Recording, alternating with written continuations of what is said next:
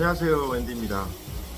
오늘은 저의 인간관계에 대한 세 가지 원칙을 말씀드리겠습니다. 첫 번째, 기울어진 소통은 하지 않습니다. 기울어진 운동장에서는 공정한 경기를 할 수 없습니다. 소통도 마찬가지라고 생각합니다.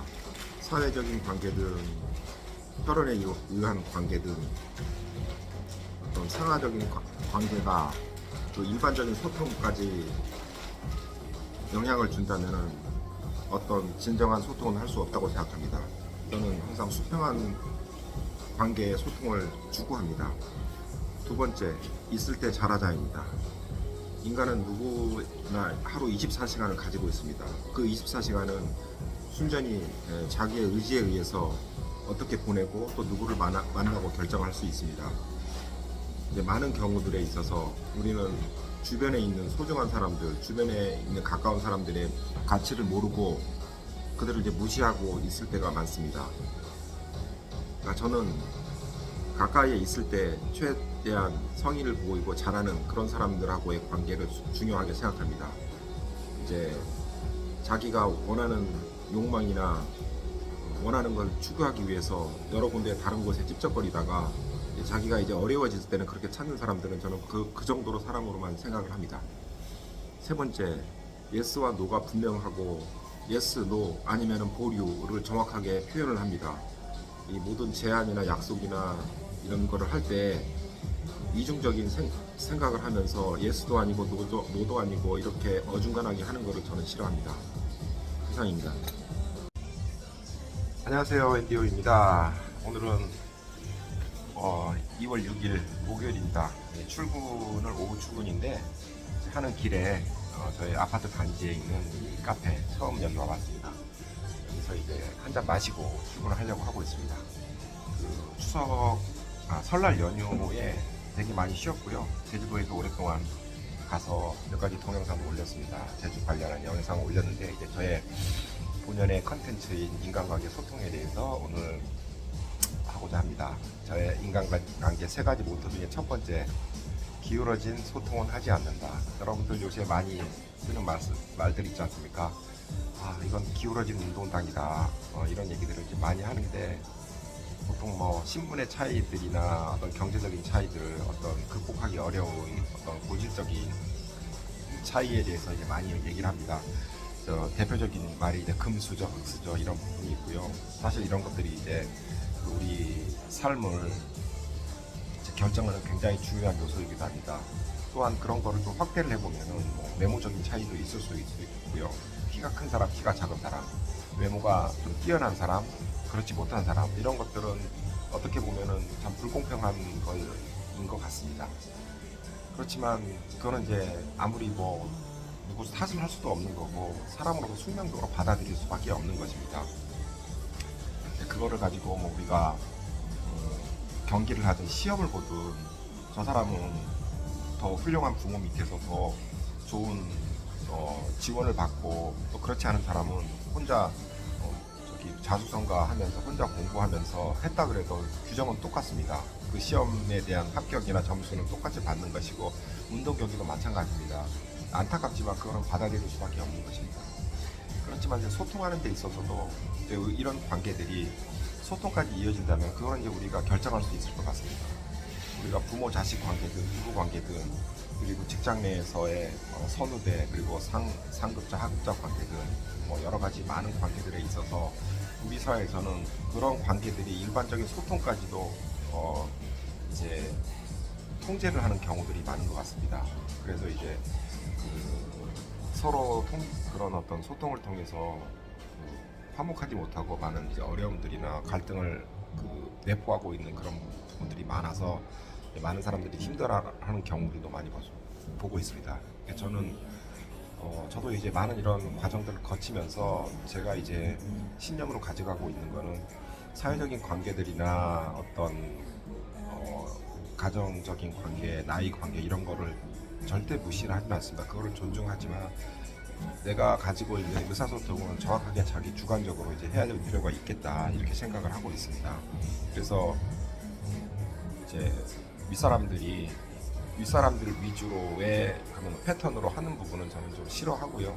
그렇게 잘 안 하고 있습니다. 이제 예를 든다면은 제가 이제 결혼을 하게 되면 가장 이제 큰 우리가 새로운 가족이 생기잖아요. 부부간의 관계도 있고 이제 배우자 부모하고 관계도 있고, 이거는 이제 우리가 생각하지 못했던 그런 새로운 국면으로 이제 접어들 수 있는데, 이제 배우자하고는 이제 서로 일반적으로 대등한 관계에서 수평적인 의사소통을 이제 많이 하게 되는 경우가 일반적입니다. 그래서 이제 결혼도 하게 되는데, 이제 배우자 부모가 있죠. 시댁이든 처가든 이렇게 나타나면서 이제 상하 관계가 있잖아요. 그 부모 자식 간에 이게 연장되는 그런 부분이 있는데, 이런 부분들 처리하면서 이제 많은 분들이 이제 그 혼란을 겪고 힘들어하는 경우도 있습니다. 저도 이제 그런 경우들이 겪었는데, 이제 저는 본가가 멀리 떨어져 있고 제주도 있고 처가 근처에서 이제 계속 지금 살아오고 있는데, 그리고 또 경제적으로도 처가가 좀 여유가 있어서 여러 가지 많이 도움을 주시고 했습니다.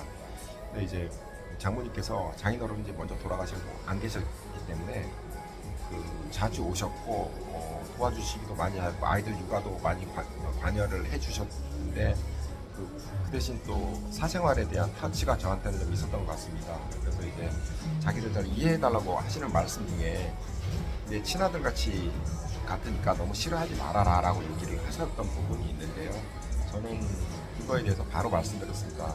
제가 그러시면 좋습니다. 저는 제 친어머니에게 대하지 하겠습니다. 그렇게 이제 했던 거예요.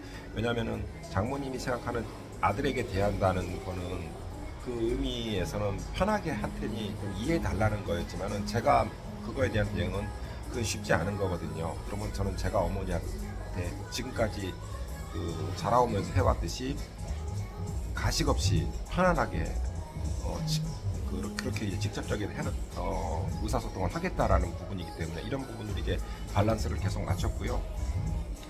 이제 어렸을 때는 이제 집에서도 많이 주무시기도 하셨고, 저희 부부가 맞벌이를 했기 때문에 이제 보시다 보면 아무래도 힘드시기 때문에 뭐 여러 가지 불평불만도 하시고 뭐 말씀도 많이 하시고 또 많이 말씀을 들어드리는 그런 부분도 많았습니다. 근데 이제 그 같이 말동무를 해드리려고 그래도 거의 이제 대화가 사실 쉽지는 않았어요. 그 거의 대화의 한 90%, 95%를 다 독점을 하셨기 때문에 그 옆에서 듣고 있기가 굉장히 힘들었던 부분들이 있었는데, 어떤 경우는 한 새벽 거의 2시까지 계속 들어드리고 제가 끝날 때쯤 제 얘기를 꼭 했던 부분도 있습니다. 왜냐하면은 그래서 그런 것은 뭐냐면은 저도 할 말이 있고 저도 의견이 있다라는 부분들을 그 장모님께서 말씀을 다 하시고 지칠 때까지 저는 기다린 거예요. 왜냐하면 중간중간 계속 시도를 했지만 저의 발언 기회를 계속 못 얻던 부분들이 있습니다. 이런 부분들이 이제 하면서 어쨌든 저는 그 관계에 기울어진 관계는 유지하지 않으려고 계속 유지했고, 그 결과 이제 굉장히 그 저의 어떤 그런 스타일에 대해서 장모님은 좀 불만은 갖고 계시지만 편하게 자주 오십니다.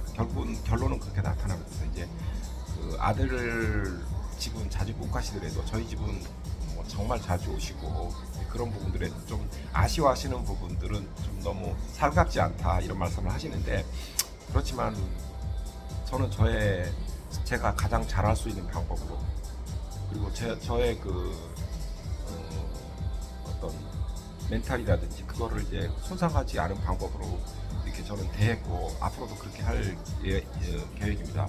또 한 가지는 이제 회사에서 저희도 서비스 직업 호텔 쪽에 있다 보니까 고객하고 응대하는 경우들이 많은데, 요새는 상대하기 힘든 고객들이 사소한 컴플레인 가지고 굉장히 힘들게 하는 경우들도 많이 있습니다. 그래서 특히 이제 제가 이제 위에 책임자로 있을 때 직원들이 이제 그런 부분들을 몸소 감내하면서 커버를 하다가 굉장히 많이 감정 노동이라고 하죠. 그런 부분들이 있었는데, 저는 그런 거에 관심이 많았기 때문에 명확하게 지침을 줬습니다. 일단은 잘못한 거는 명확하게 사과하고 그거에 대해서 진심으로 하고, 근데 그렇지 않고 이게 명확하지 않은 부분들이 있습니다. 고객이 이제 주장을 하게 되면은 이제 분명히 그 이후에는 보상이라든지 어떤 여러 가지 사과라든지 그런 걸로 이어지기 때문에, 명확하게 확인이 안 된 부분에 대해서는 나중에 그거에 대한 파급을 생각을 해야 됩니다. 그래서 그런 부분들은 일단은 고객이 좀 강하게 나오더라도 여기서는 일단은 확인을 하겠다, 보고를 하겠다 이렇게 해서 항상 그 고객하고 맞닥뜨릴 수 있는 그런 부분들을 계속 얘기를 했고, 그리고 이제 고객이 지나치다 그런 부분들에 대해서는 또 제가 나가든 중간에 관리자가 나가든 그렇게 하면서 그 현장 일선에 있는 직원들을 많이 보호해 주려고 했었습니다.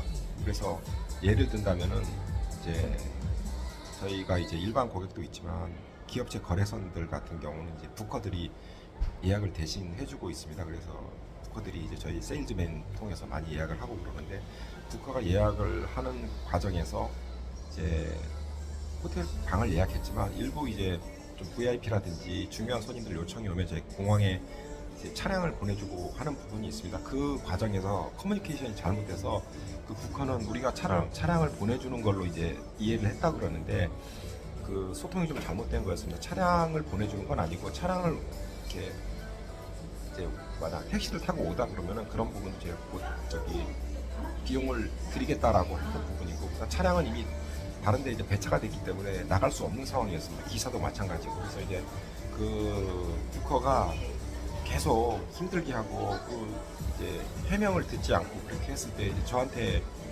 왔습니다. 물론 저희 그때 중간 관리자였기 때문에 한참 전이었기 때문에 또 이분이 제가 설명을 했으면 저희가 이제 그 상황이 이래서 죄송합니다. 그래서 만약에 그래서 차량을 택시를 타고 오시다 그러면은 저희가 그 비용을 내겠습니다라고 했는데도 또 계속 무조건 차량을 보내달라고 얘기를 했고, 저보고도 윗사람을 바꾸라고 이렇게 얘기했던 경우가 있습니다. 저는 이제 그 위에 초디벤이 그 저 위에 있었지만은 앞에서 저 위에 윗사람은 없다. 당신도 회사에서 소속돼서 일하는 사람이지만 내가 그러면 내가 당신 윗사람하고 얘기를 하겠다. 당신 윗사람을 바꿔달라. 저는 이렇게 얘기를 했었던 경우가 있거든요. 그래서 어쨌든 그거는 잘 마무리되고 됐는데, 저도 이제 그 많은 리스크는 가졌지만은 이제 그 직원들이 힘들었던 부분을 저는 이제 대변할 수가 있었던 것 같습니다. 어쨌든 이거는 이제 인간관계나 사회관계에 있어서 이렇게 하면서 성공한다, 잘한다라는 부분은 아니고 저의 신념이고 저의 이제 원칙이라고 생각합니다. 이제 아무튼 앞으로 이제 두 번째, 세 번째에 대해서도 더 나눌 수 있는 시간을 가져보도록 하겠습니다. 여러분 날씨 추운데 건강하시고 또 뵙겠습니다. 화이팅!